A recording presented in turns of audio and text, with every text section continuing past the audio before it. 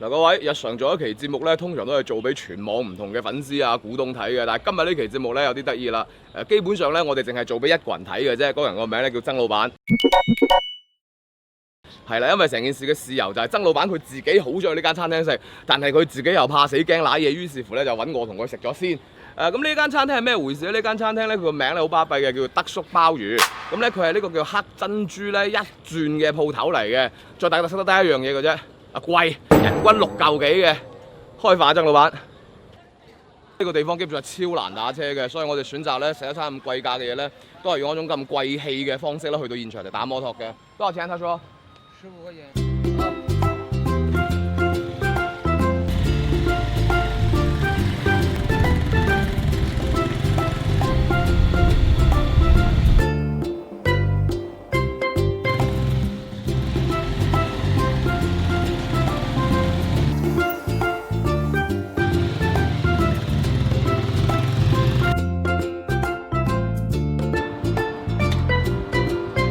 最初去到板橋嗰度咧，因為覺得嗰度離呢度近啊，但係有一個好大嘅問題出現咗啦，就係話喺嗰度打車咧係冇咁容易打到嘅。所以曾老闆，下次你過嚟咧喺漢溪長隆打車啦，穩陣啲嘅曾老闆。曾老闆開車過嚟嘅。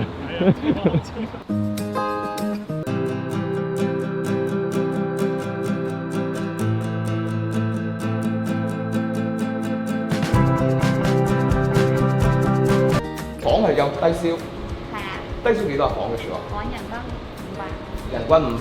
呢度咧？呢度人均得400左右。即係一定要食夠400嘅，係嘛？係咪咁意思啊？差唔多。係咪個個都係咁好服務定係我今日有個鏡頭喺度咁好？唔係，統一嘅。統一嘅，有培訓過嘅，梗係啦，收得咁貴呢度係咪先？服務。我哋睇下個套餐。嚟，中生話事。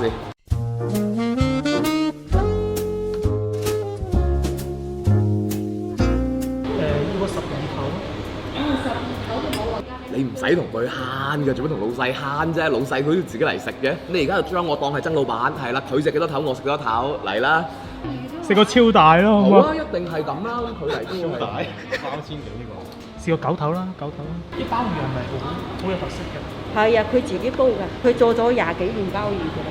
佢做鮑魚嘅話，佢都係非常之即係有經驗啊，做得都。我哋老細話真係做呢個鮑魚咧，就好似係醫生咁樣，一係煲嗰時係好緊要嘅，煲嘅火候啊、打控啊，好犀利嘅。唔係話一鑊熟咁樣樣。一鑊熟咁大火細火，你成晚佢話都係攬住呢個鮑魚瞓，成晚佢冇得瞓㗎。我明。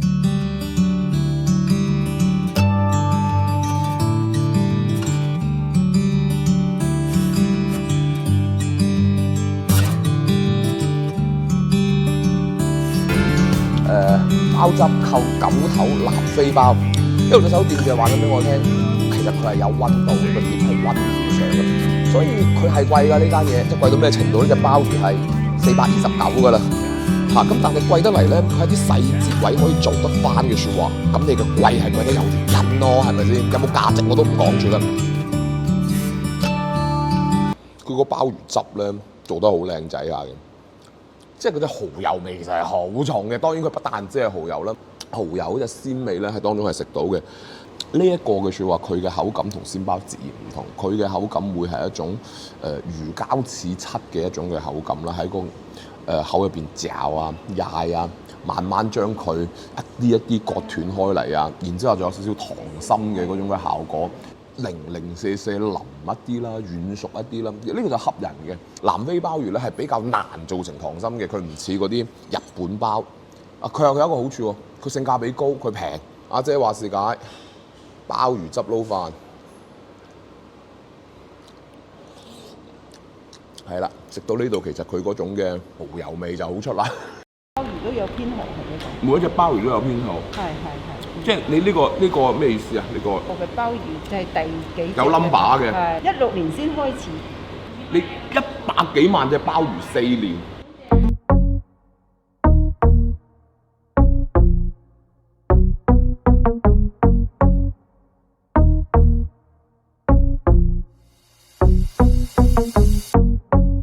其實嗰度仲有個招牌鮑魚炆雞，唔好睇小佢，呢一盤嘢都去咗成4嚿水咁滯㗎啦。阿姐話呢啲係國產大連鮑嚟嘅。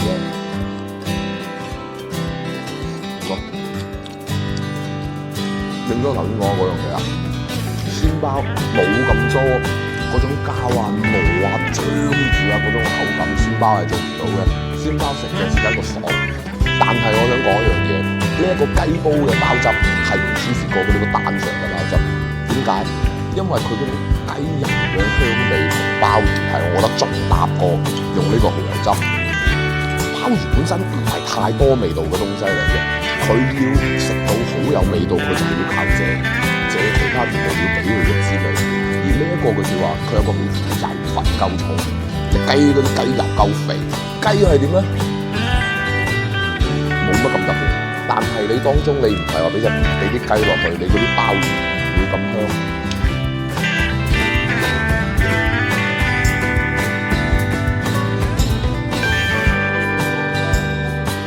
酒凍鵝肝啊，各位，其實我好鬼中意食內臟嘅，唔係講笑。呢個係推薦在嘅第2位啊，48蚊啊。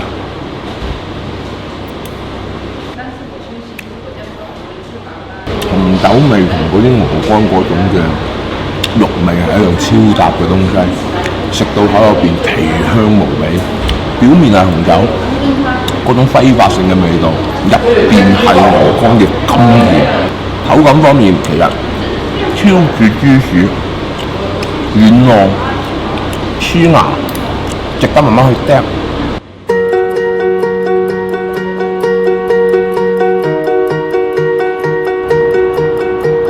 德里斯廚咧喺我食完呢一餐飯之後，我俾個結論係佢係一間好精緻嘅餐廳，無論係佢嘅菜式啊，無論係佢嘅好多嘅周邊嘅服務啊、配套啊，同埋你睇嗱，鮑魚仲有張咳添。所有嘅呢啲咧都話緊俾你聽，佢係一間好細緻、好舒服嘅餐廳，服務其實相當 OK 嘅。所以呢餐飯食咗1179蚊。阿曾老闆嗱，係啊，冇錯啦。呢間餐廳咧，我覺得係更加適合咧嚟作為一個叫做員工搞團建嘅鋪頭嚟啦，係咪先？一人一位咁。咁當然啦，曾老闆你同你女朋友咁，你過嚟撐下台腳咧都係幾好嘅。咁啊，你話日常食飯就起碼唔係我嘅作風先啦，係咪先？最後你記住，姚大秋係帶食晒全世界嘅人。喂，冇同好，翻廣州喂！